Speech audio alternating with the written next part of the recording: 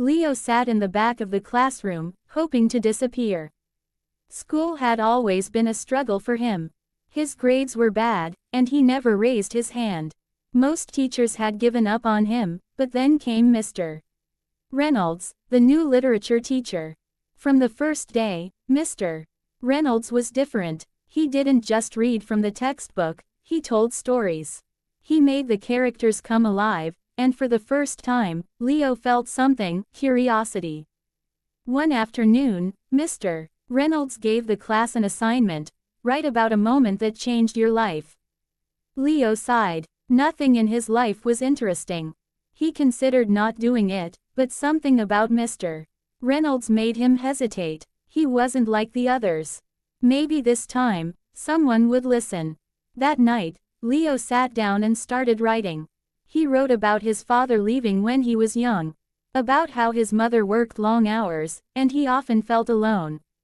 How he struggled to keep up in school, feeling like he wasn't smart enough.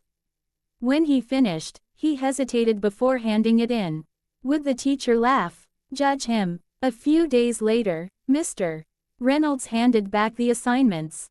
But instead of just a grade, he had written a note on Leo's paper.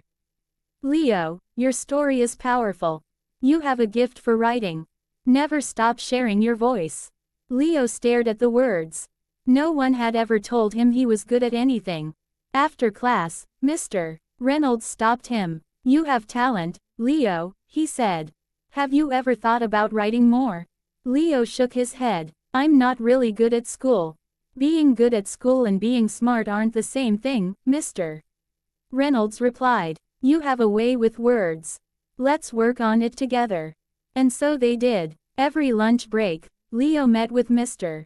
Reynolds, who helped him improve his writing. Slowly, Leo's confidence grew.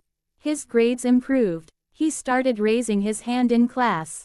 One day, Mr. Reynolds encouraged him to enter a writing competition. Leo hesitated but submitted his story. A month later, he received an email: he had won. That day, as he held his certificate, something changed inside him. He wasn't just the kid who sat in the back, struggling. He was a writer. Years later, Leo stood on a stage, holding a copy of his first published book.